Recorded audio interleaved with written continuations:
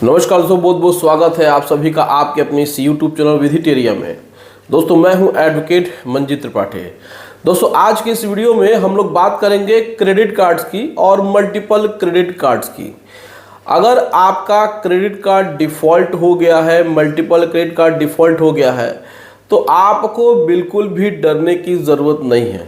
जी हाँ दोस्तों, अगर आपके पास पैसा है तो आप पे करते रहिए, लेकिन पैसा नहीं है, बिल्कुल भी पैसा नहीं है, तो आपको अगल बगल से, दोस्तों से, रिश्तेदारों से कर्ज ले करके ईएमआई का बिल देने की ज़रूरत नहीं है।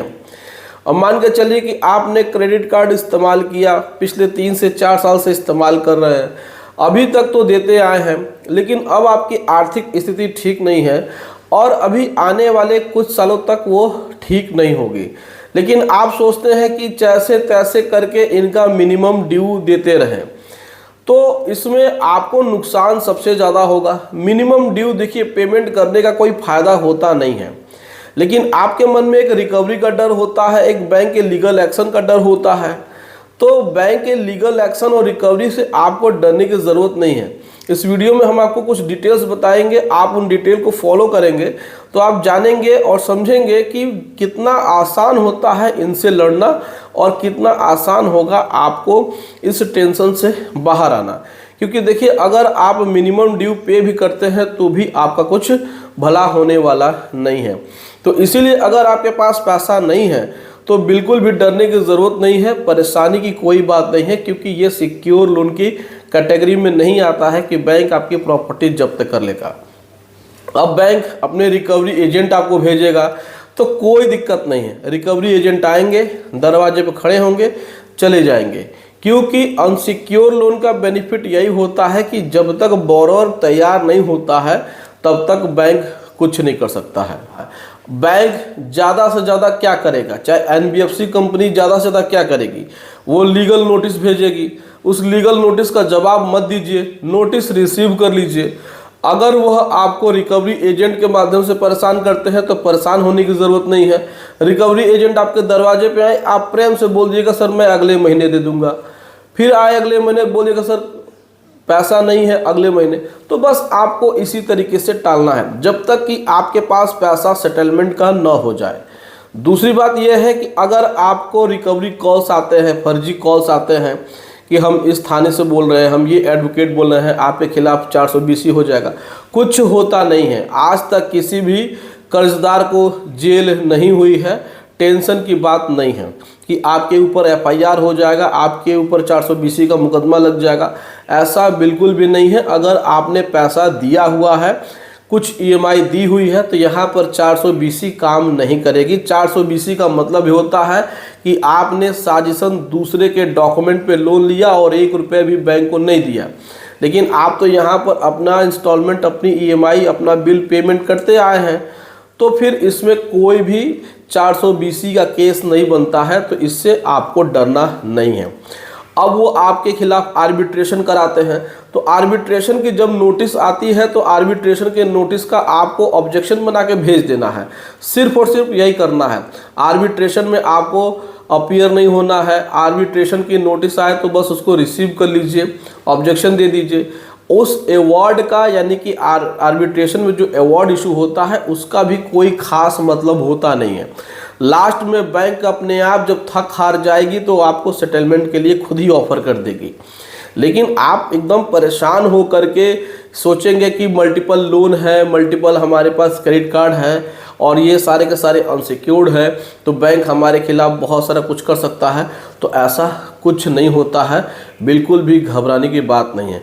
हमने ऐसे बहुत सारे लोगों को देखा है, ऐसे बहुत सारे केसेस मैंने देखे हैं कि जहां पर उनके पास 4-5 बैंकों के क्रेडिट कार्ड थे लेकिन पैसे नहीं थे, लेकिन उन्होंने 2 से 3 से 4 साल के बाद सबका सेटलमेंट कराया जब उनका सारा कार्ड राइट ऑफ हो गया। राइट ऑफ होता है तो इसका फ़ायदा आपको सबसे ज़्यादा मिलता है। राइट ऑफ होने का मतलब ये होता है कि बैंक अपने उन अकाउंट को, उन क्रेडिट कार्ड को ऐसे कैटेगरी में डाल देता है कि ये अब रिकवरी होने में बहुत ही मुश्किल है, डेड अकाउंट माना जाता है। तो अब ये डेड अकाउंट से अगर 10% भी रिकवरी हो जाए तो बैंक के लिए बेनिफिट होता है। तो इंतज़ार करिए कि आपका राइट ऑफ हो जाए। राइट ऑफ में आप अपने हिसाब से 10%, 15%, 20%, 30% जो आपके पास पैसा है वो पैसा दे करके आप सेटलमेंट करा सकते हैं। तो आपको एकदम इनके लीगल एक्शन से डरना नहीं है। ये सिर्फ आपको डरा के धमका करके ही पैसा निकाल सकते हैं, बाकी का ये कुछ नहीं कर सकते हैं ग्राउंड लेवल पे। अगर मान के चलिए बैंक इतना ही लीगल में मजबूत होता, लीगल एक्शन लेने में मजबूत होता, तो फिर वो रिकवरी एजेंट क्यों रखता है? वो बार बार रिकवरी एजेंट आपके दरवाजे पे क्यों आते? एक बार रिकवरी एजेंट आपके दरवाजे पे आ जाता, फिर वो आपके अगेंस्ट में लीगल एक्शन ले लेते, आपका बड़ा नुकसान हो जाता, हो सकता है आपको जेल हो जाती। लेकिन ये बार बार आपके दरवाजे पे इसलिए आते हैं कि ये गिड़गिड़ाते हैं कि भैया पैसा तो दे दीजिए, अगर आप पैसा नहीं देंगे तो हमारा इंसेंटिव कैसे बनेगा। तो रिकवरी एजेंट अगर आपके साथ गाली गलौज करे तो आप उसके साथ उससे ज़्यादा गाली गलौज करिए, पकड़ के मारिए अगर इस तरीके से होता है। सेल्फ डिफेंस में किसी को मारना गलत नहीं है।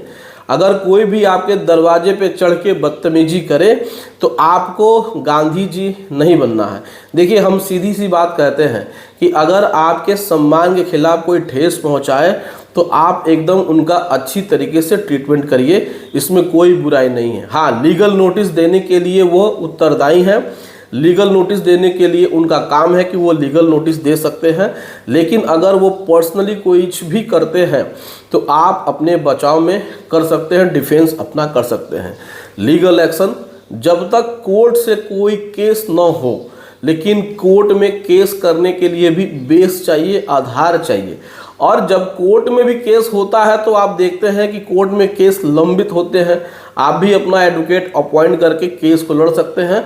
और ये सिविल नेचर का मामला है, ये सालों साल चलता रहेगा, तो उसमें कोई भी प्रॉब्लम नहीं है।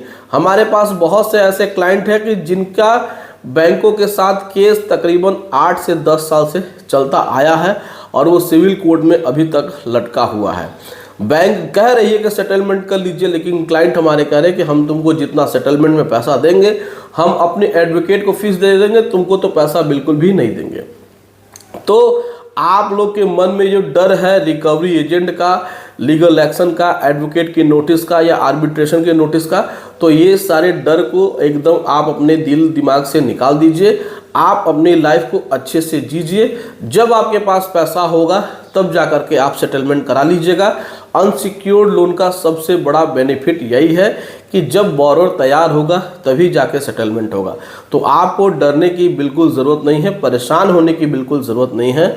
ऐसे रिकवरी एजेंट और ऐसे लीगल नोटिस हमेशा आते रहते हैं, कोई ज़्यादा इसमें परेशानी की बात नहीं है। तो उम्मीद है दोस्तों आपको बात समझ में आ गई होगी। वीडियो अच्छी लगी हो तो वीडियो को लाइक ज़रूर करें, इसे ज़्यादा से ज़्यादा शेयर करें, ताकि आपके दोस्त, मित्र, यार, रिश्तेदार जो भी जिन्होंने भी लोन लिया है, क्रेडिट कार्ड लिया हुआ है और उससे परेशान है, तो इस वीडियो के माध्यम से वो अपनी हेल्प कर सकें। और हमारे चैनल को सब्सक्राइब करके हमें सपोर्ट ज़रूर प्रदान करें। चलिए मिलते हैं अगली वीडियो में। Thank you so much. जय हिंद दोस्तों।